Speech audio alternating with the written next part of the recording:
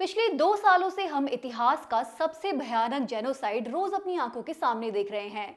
International court की ruling के बावजूद, कई सारे देशों के कंडेमनेशन के बावजूद गजा में नरसंहार जारी है।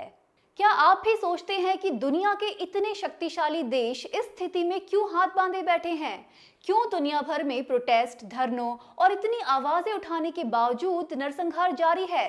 क्योंकि बहुत सारी कंपनियों को इससे फायदा हो रहा है। आज हम ग्लोबलाइजेशन के उस दौर में जी रहे हैं जहां इंसान से ज्यादा अधिकार एक कंपनी को है। अपने देश की नीतियों के खिलाफ जाकर, अपने लोगों के खिलाफ जाकर भी कंपनियां काम कर सकती हैं। रिसेंटली 2 रिपोर्ट्स ने इस जेनोसाइड में प्रॉफिट मेकिंग को उजागर किया। उन्होंने दिखाया कैसे दुनिया भर की कंपनियां इजराइल को डिफेंस और मिलिट्री ही नहीं, टेक्निकल और फाइनेंशियल सहायता देकर जेनोसाइड में भागीदार बन रही हैं। सिर्फ अमेरिका ही नहीं, जापान, यूरोप, चाइना समेत इंडिया की कंपनियां भी इसमें शामिल हैं। क्या है इस नरसंहार की पॉलिटिकल इकोनॉमी? आइए इस पर बात करते हैं। फ्रांचेस्का एल्बनीज लीगल स्कॉलर हैं, ह्यूमन राइट्स एक्सपर्ट्स हैं। इन्हें 2022 में पैलेस्टाइन में यूएन स्पेशल रैपोर्टियर तैनात किया गया। इन्होंने इसी जुलाई में एक रिपोर्ट निकाली है जिसका टाइटल है from economy of occupation to economy of genocide, कब्जे की इकोनॉमी से नरसंहार की इकोनॉमी तक। इस रिपोर्ट में उन्होंने 48 कॉर्पोरेट एंटिटीज के बिजनेस को इजराइल की इकोनॉमी से लिंक्ड पाया और 1000 और कॉर्पोरेट एंटिटीज का डेटा इकट्ठा किया जो डायरेक्टली या इनडायरेक्टली इजराइल से लिंक्ड हैं।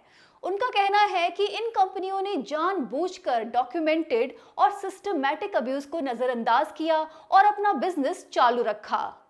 ये रिपोर्ट दिखाती है कि कैसे इजराइल का ऑक्यूपेशन प्रोजेक्ट हथियार बनाने वालों और टेक्नोलॉजी बनाने वालों का भी टेस्टिंग ग्राउंड बन गया। मतलब इजराइल पैलेस्टाइन में तबाही मचाता रहा और ये कंपनियां अपनी अपनी टेक्नोलॉजी का प्रयोग करती रही। हर 8 मिनट में गजा पर बमबारी हो रही है। स्कूल और हॉस्पिटल्स को तहस नहस किया जा चुका है।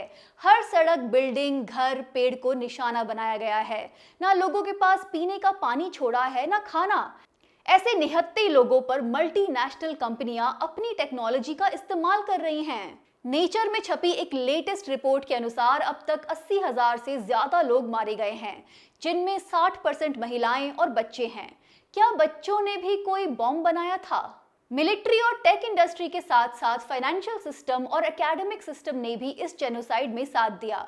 बड़ी multinational companies Albert systems, Lockheed Martin, Google, Microsoft, Amazon, सबके टूल्स, टेक्नोलॉजी और लॉजिस्टिकल सपोर्ट से पैलेस्टाइन के निहत्थे लोगों पर वार हुआ। एग्जैक्टली कैसे ये सब किया गया, यही ये रिपोर्ट बताती है। फ्रांचेस्का एल्बनीज की रिपोर्ट ने मेजर 48 कॉर्पोरेट्स को आइडेंटिफाई किया है। इनको 4 कैटेगरी में बांटा। सीधा मिलिट्री और हथियार सप्लाई करने वाली कंपनियां, टेक्नोलॉजी देने वाली कंपनियां, अपना फाइनेंस और इन्वेस्टमेंट देकर जेनोसाइड को अनेबल करने वाली कंपनियां, और यूनिवर्सिटीज और रिसर्च सेंटर्स जिन्होंने इजराइल की पॉलिटिकल आइडियोलॉजी को आगे बढ़ाया और उनको रिसर्च से मदद की। प्रोपेगेंडा पर लगाया गया पैसा तो इस रिपोर्ट में शामिल भी नहीं है। सिर्फ प्राइवेट इंस्टीट्यूशंस ही नहीं, पब्लिक इंस्टीट्यूशंस और सरकारें इन डीलिंग्स में शामिल हैं। अक्टूबर 7, 2023 के तुरंत बाद से यूएस गवर्नमेंट ने ढेर सारे हथियार इजराइल में भेजने शुरू कर दिए। बताया जा रहा है कि 25 दिसंबर तक 244 कार्गो प्लेन्स और 20 समुद्री जहाज में भरकर 10,000 टन के हथियार यूएस से इजराइल भेजे गए। पहले 1.5 महीने में ही 15,000 बॉम्ब्स और 50,000 आर्टिलरी शेल्स भेजे गए। अक्टूबर से मार्च 2024 के बीच यूएस और इजराइल के बीच 100 मिलिट्री सेल्स हुई हैं। बाइडेन की सरकार के दौरान ही हथियार खरीदने के लिए इजराइल को $14 बिलियन दिए गए। उसके अलावा $3.8 बिलियन यूएस हर साल इजराइल को देता रहा है। शर्त ये होती है कि इस पैसे के बदले इजराइल यूएस की कंपनियों के ही हथियार खरीदेगा। मतलब यूएस पहले इजराइल को एड के नाम पर पैसा देता है। जाहिर है कि ये पैसा यूएस टैक्सपेयर से ही इकट्ठा किया जाता है। फिर इस पैसे से इजराइल अमेरिकन कंपनीज के हथियार खरीदता है। मतलब अमेरिका की जनता का पैसा सीधा हथियार बनाने वाली कंपनीज को चला जाता है और अमेरिकन जनता के पैसे पर पैलेस्टाइन में नरसंहार होता है। ये टॉप अमेरिकन कंपनीज हैं लॉकहीड मार्टिन, आरटीएक्स, बोइंग और जनरल डायनामिक्स। पैलेस्टाइन पर बमबारी की शुरुआत होते ही इन कंपनियों के स्टॉक प्राइसेस चढ़ गए थे। ये रिपोर्ट इजराइल की दो मुख्य हथियार कंपनियों का रोल भी उजागर करती है, एल्बर्ट सिस्टम्स और इजराइल एरोस्पेस इंडस्ट्रीज। ये दुनिया की टॉप 50 हथियार बनाने वाली कंपनियों में से हैं और ये दोनों ही इजरायली आर्मी के साथ मिलकर उनके ऑपरेशंस में काम करती हैं। डोमेस्टिक हथियार की सप्लाई को मेंटेन रखती हैं और दूसरे देशों को एक्सपोर्ट भी करती हैं। और इनके साथ अमेरिकन और इंटरनेशनल कंपनीज के आ जाने से इजराइल का मनोबल बढ़ा है। उसने अब तक की सबसे बड़ी F-35 फाइटर जेट की डील की। ड्रोन्स, हेक्साकॉप्टर्स और क्वाडकॉप्टर्स को भी गजा में लोगों को क्लोज रेंज से मारने में इस्तेमाल किया गया। जैसे जब एड के तौर पर खाना लेने के लिए लोग इकट्ठा होते हैं तो इन ड्रोन्स और हेक्साकॉप्टर्स की मदद से लोगों पर हमले किए गए। इन ड्रोन्स को लार्जली इजराइल के एल्बर्ट सिस्टम्स और एरोस्पेस इंडस्ट्रीज ने ही डेवलप किया है, पर उनको मदद यूएस के MIT से भी मिली। MIT की 10 प्रोफेसर्स को इजराइल की डिफेंस मिनिस्ट्री से डायरेक्ट स्पॉन्सरशिप मिली है। यहाँ की लैब्स में वाईफाई की मदद से ड्रोन्स कैसे अपने टारगेट्स को आइडेंटिफाई करें, इस तरह की रिसर्च हो रही है। हथियारों की सप्लाई में इटली के आर्म्स मैन्युफैक्चरर लियोनार्डो SPA और जापान की FANUC कॉर्पोरेशन का भी नाम है। ये कंपनियां ऐसी रोबोटिक्स मशीनरी प्रोवाइड करती हैं जो हथियारों की प्रोडक्शन लाइन पर काम करते हैं, मतलब ऐसे रोबोट्स जो खुद ही फैक्ट्री में प्रोडक्शन लाइन पर हथियार बनाते हैं। इनके साथ साथ रिपोर्ट ने दिखाया कैसे बड़ी शिपिंग कंपनियां डैनिश, AP मोलर और मर्स हथियारों के पार्ट्स, रॉ मटेरियल और इस तरह की और चीजें यूएस से इजराइल में पहुंचाते रहे हैं। सोचिए, खाना और पानी को गजा में नहीं पहुंचने दिया जा रहा, पर हथियार आसानी से मीलों का सफर करके पहुंच रहे हैं। कंस्ट्रक्शन और हैवी मशीनरी बनाने वाली कंपनियां जैसे कैटरपिलर, HD हुंडई और वॉल्वो इजराइल को बुलडोजर, ट्रैक एक्सकेवेटर्स देते रहे। इनसे इंफ्रास्ट्रक्चर को तोड़ने का और तबाह करने का काम किया गया। UN की ये रिपोर्ट दिखाती है कि ओवरऑल हथियार बनाने वाली कंपनियों के लिए नरसंहार प्रॉफिटेबल रहा, क्योंकि इजराइल ने साल 2023-24 में अपनी मिलिट्री पर $46.5 बिलियन उड़ा दिए। दुनिया में हाईएस्ट हथियारों, टेक और इंफ्रास्ट्रक्चर सेक्टर की कंपनीज के प्रॉफिट अक्टूबर 2023 से बढ़े हैं। तेल अवीव के स्टॉक एक्सचेंज में 179% उछाल आया। इस तरह पैलेस्टाइन के लोगों को तबाह करके, उनकी जीवन को बर्बाद करके, उनकी जमीन और रिसोर्सेज को तहस नहस करके सरकारें और कंपनियां अपने प्रॉफिट मोटिव पर काम करती रही। UN की इस रिपोर्ट के अनुसार पैलेस्टाइन के लोगों का दमन टेक कंपनीज ने और भी आसान किया, बल्कि उसको ऑटोमेट किया या स्वचालित बनाया। उन्होंने ऐसा मास डेटा कलेक्शन और सर्वेलेंस की मदद से एक ऐसा डिजिटल इंफ्रास्ट्रक्चर बनाया जिससे पैलेस्टाइन के इलाके एक जेल बन गए। इजराइल में बड़ी टेक कंपनीज ने अपने सब्सिडरीज और रिसर्च एंड डेवलपमेंट सेंटर्स खोले। उन्होंने CCTV, biometric, AI, data analytics जैसी चीजों को फिलिस्तीनियों को टारगेट करने पे लगाया। IBM इजराइल में 1972 से है। वो इजरायली मिलिट्री को ट्रेनिंग देती है और एक ऐसा डेटाबेस चलाती है जिसमें फिलिस्तीनियों के फिंगरप्रिंट्स और फोटोज जैसे बायोमेट्रिक डेटा स्टोर होते हैं। ये डेटा एक ऐसे परमिट सिस्टम में यूज होता रहा है जो फिलिस्तीनियों की हर मूवमेंट को कंट्रोल करता था। IBM से पहले एक कंपनी HPE ये डेटाबेस मेंटेन करती थी और अब भी ये डेटा उनके सर्वर्स पे ही स्टोर है। लैपटॉप्स और कंप्यूटर बनाने वाली कंपनी HP लंबे समय से इजरायली सिस्टम्स को टेक्नोलॉजी सप्लाई करती आई है, जैसे coordination of government activities in the territories एक सिस्टम है। ये सिस्टम पैलेस्टाइन के इलाके, जेल सिस्टम और पुलिस की गतिविधियों को एक साथ कोऑर्डिनेट करने में मदद करता है। फिलांथ्रोपी का झंडा उठाए घूमने वाले बिल गेट्स की कंपनी माइक्रोसॉफ्ट 1991 से इजराइल में एक्टिव है और अमेरिका के बाहर उसका यहाँ सबसे बड़ा सेंटर है। उसके products Israeli prison service, police, schools और यूनिवर्सिटीज में यूज होते हैं। 2003 से माइक्रोसॉफ्ट अपनी टेक्नोलॉजी इजरायली मिलिट्री में इंटीग्रेट कर रहा है और Israeli cyber security surveillance startup को खरीद रहा है। गूगल, जिस पे हम रोज सर्च करते हैं, और Amazon, जहां से घर के लिए सामान मंगाते हैं, ये भी नरसंहार में शामिल हैं। 2021 में इजराइल ने गूगल और Amazon को प्रोजेक्ट निम्बस नाम का एक $1.2 बिलियन का कॉन्ट्रैक्ट दिया। ये पैसा मिनिस्ट्री ऑफ डिफेंस के बजट से ही आया।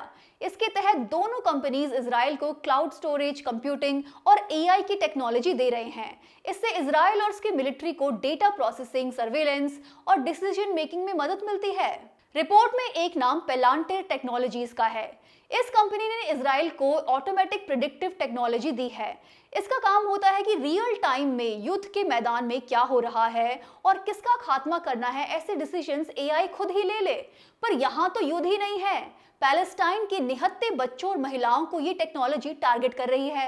इस तरह ही पैलेस्टाइन में 170 जर्नलिस्ट को मारा गया, डॉक्टर्स, मेडिकल स्टाफ और एड वर्कर्स को निशाना बनाया गया। टेक के साथ साथ ऑनलाइन ट्रैवल और रेंटल प्लेटफॉर्म्स के भी नाम हैं। Booking.com और Airbnb ऐसी कंपनियां हैं जिन्होंने इलीगल इजरायली सेटलमेंट्स में टूरिस्ट के लिए होटल्स और होम स्टेज उपलब्ध कराए। मतलब पैलेस्टाइन के पुराने गांव कस्बों को भूल जाओ और इजराइल की सेटलर कॉलोनीज को प्रमोट करो। कल्चर के क्षेत्र में एक चाइनीज कंपनी का नाम है ब्राइट डेयरी एंड फूड। ये नोवा नाम की इजरायली फूड कंपनी में मेजॉरिटी ओनर है। ये रिपोर्ट दिखाती है कि कैसे ये कंपनी पैलेस्टाइन से छीनी हुई जमीन पर खेती करती है और उससे फायदा कमाती है। मैक्सिको की एक कंपनी ऑर्बिया एडवांस कॉर्पोरेशन नेटाफिम नाम की एक कंपनी को 80% ओन करती है। ये कंपनी ऑक्यूपाइड वेस्ट बैंक में वाटर रिसोर्सेज का एक्सप्लॉयटेशन करने के लिए इंफ्रास्ट्रक्चर सप्लाई करती है। सोचिए, जहां स्टारवेशन को एक हथियार की तरह इस्तेमाल किया जा रहा है, वहीं पैलेस्टाइन की जमीन से लाभ भी कमाया जा रहा है। कई एग्जाम्पल्स में आपने नोटिस किया होगा कि कैसे इन कंपनियों का एक जाल सा है।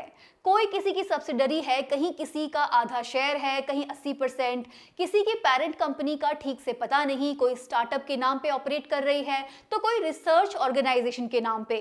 कुल मिलाकर कंपनियों ने ऐसे ओपेक स्ट्रक्चर्स अपनाए हैं जिनसे उनको अकाउंटेबल ठहराना जरा मुश्किल हो जाता है, और यही मुश्किल काम फ्रेंचेस्का एल्बनीज की रिपोर्ट ने किया है। इन मिलिट्री, टेक और कंस्ट्रक्शन कंपनीज के पीछे की इन्वेस्टर कंपनीज को भी ये रिपोर्ट सामने लाती है। दो American multinational investment companies black rock और वैनगार्ड इन सभी कंपनीज के पीछे के बड़े इन्वेस्टर्स हैं। ब्लैक रॉक दुनिया का सबसे बड़ा एसेट मैनेजर है।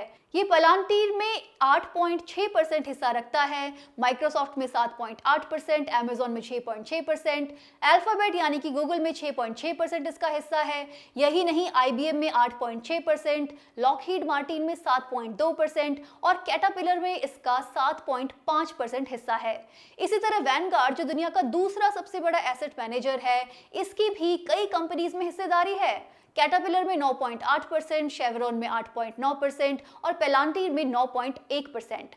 साथ ही वैनगार्ड हथियार बनाने वाली अमेरिकन कंपनी लॉकहीड मार्टिन में 9.2% पर और इजरायली हथियार बनाने वाली कंपनी एल्बिट सिस्टम्स में 2% पर सेकंड लार्जेस्ट इन्वेस्टर है। इस तरह यूएन की इस रिपोर्ट ने दिखाया कि दुनिया की सबसे बड़ी कंपनियां कहीं डायरेक्ट और कहीं इनडायरेक्ट रूप से नरसंहार में इजराइल का साथ देती रही हैं। क्या इंडियन कंपनीज का भी इजराइल में कोई रोल है? जी हाँ, recently centre for financial accountability ने इंडियन कंपनीज के रोल को भी उजागर किया। Profit and genocide Indian investments in Israel नाम की ये रिपोर्ट दिखाती है कि कैसे हमारी प्राइवेट और सरकारी कंपनियां भी इजराइल की जेनोसाइड की अर्थव्यवस्था से लिंक्ड हैं। पैलेस्टाइन पर इजराइल का हमला बढ़ता गया, फिर भी इंडिया और इजराइल के बीच व्यापार संबंध गहरे हुए। इनफैक्ट पिछले ही दिनों दोनों के बीच एक बाइलैटरल इन्वेस्टमेंट डील भी साइन हुई है। हाजिरा पुथिगे की ये report defence, tech, finance, agriculture companies के साथ साथ लेबर का रोल भी हाईलाइट करती है, क्योंकि भारत से सिर्फ कंपनियों के कॉन्ट्रैक्ट्स नहीं हुए, यहाँ से बेरोजगार लोगों को भी इजराइल में काम करने के लिए रिक्रूट किया गया। साथ ही major Indian IT firms Tata consultancy services, Infosys, Reliance Jio Israel की डिजिटल इंफ्रास्ट्रक्चर प्रोजेक्ट्स में मदद करती रही। फिलिस्तीनियों के मास सर्वेलेंस में लगे प्रोजेक्ट निम्बस के साथ टीसीएस भी जुड़ा है। रिलायंस जियो ने 2014 में ही इजराइल के एयर स्पैन के साथ 4G इक्विपमेंट के लिए एक डील की थी। रिलायंस जियो ने वहां की एंटरटेनमेंट इंडस्ट्री में भी $28 मिलियन का इन्वेस्टमेंट किया है। 2016 में Reliance defence and engineering limited ने इजराइल की रफाइल एडवांस डिफेंस सिस्टम के साथ पार्टनरशिप की। उन्होंने एयर टू एयर मिसाइल और एयर डिफेंस सिस्टम्स बनाए। इजराइल की मिलिट्री ने इसी कंपनी के स्पाइक गाइडेड मिसाइल्स गजा में लोगों को बिल्डिंग्स के अंदर टारगेट करने के लिए इस्तेमाल किए। 2018 में Adani defence and aerospace limited ने अपने जॉइंट वेंचर पीएलआर सिस्टम्स के जरिए दो बड़ी Israeli weapon companies Elbit systems limited और इजराइल वेपन्स इंडस्ट्री के साथ हाथ मिलाया। अडानी ग्रुप ने एल्बिट सिस्टम्स के साथ मिलकर एक जॉइंट वेंचर शुरू किया, जिसमें उन्होंने शुरुआत में $15 मिलियन का निवेश किया। अब इनके ड्रोन्स अडानी के साथ मिलकर हैदराबाद में बन रहे हैं। अडानी के हाइफा पोर्ट ने भी अक्टूबर 2023 के बाद खूब बिजनेस किया। 2022 में इसका मार्केट शेयर 12% था, जो अक्टूबर 2023 के बाद बढ़कर 50% तक हो गया। भारत की सरकारी कंपनीज जैसे भारत इलेक्ट्रॉनिक्स लिमिटेड और हिंदुस्तान एरोनॉटिक्स लिमिटेड ने भी इजराइल एरोस्पेस इंडस्ट्रीज में काफी निवेश किया है। 2017 में इंडियन आर्मी के लिए medium range surface to air missile system बनाने के लिए BEL ने इजराइल एरोस्पेस के साथ $2 बिलियन का कॉन्ट्रैक्ट साइन किया। बाद में दोनों कंपनीज ने इंडियन नेवी को बैरक 8 मिसाइल सिस्टम देने के लिए $630 मिलियन की डील की। हाल ही में इजराइल ने इस मिसाइल सिस्टम का इस्तेमाल ईरान के ड्रोन्स को रोकने के लिए किया। टाटा मोटर्स भी इजरायली मिलिट्री को land rover defender vehicle supply करती है, जिनको Israel company MDT armour MDT David नाम की आर्मर्ड व्हीकल में बदल देती है। ये व्हीकल ऑक्युपाइड वेस्ट बैंक और गजा में इजरायली मिलिट्री की स्टैंडर्ड पेट्रोल और इंटेलिजेंस गैदरिंग व्हीकल बन चुकी है। यही नहीं, एग्रीकल्चर और हेल्थ केयर में भी कई कंपनीज इजराइल के साथ अनुबंध में हैं। इन कंपनीज की पूरी लिस्ट आप इस रिपोर्ट में पढ़ सकते हैं, और आपको पढ़ना भी चाहिए कि कैसे हमारे देश की कंपनियां भी अपनी टेक्नोलॉजी, ऑपरेशंस और लॉजिस्टिक्स की मदद देके पैलेस्टाइन के नरसंहार में सहायक बन रही हैं। हमारे देश के लिए ये और भी भयावह है, क्योंकि हमारा देश पैलेस्टाइन को एक देश की तरह रिकॉग्नाइज करने वाले पहले देशों में था। आज गांधी के देश की कंपनियों का पैलेस्टाइन के लोगों के नरसंहार में शामिल होना हमारे देश के लिए शर्मनाक बात है। शायद आप ये पूछना चाहेंगे कि क्या इन कंपनियों पर कोई नियम कानून लागू नहीं होते?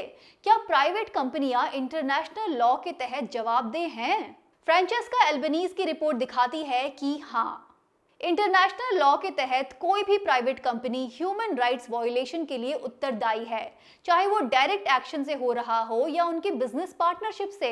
वैसे तो ये एक देश की जिम्मेदारी है कि वो सुनिश्चित करे कि उसकी कंपनियां मानव अधिकारों का पालन करें, लेकिन इंटरनेशनल लॉ ये भी कहता है कि अगर कोई देश मानव अधिकारों से दूर चला जाता है तो भी एक कंपनी की जिम्मेदारी है कि वो मानव अधिकारों की इज्जत करे।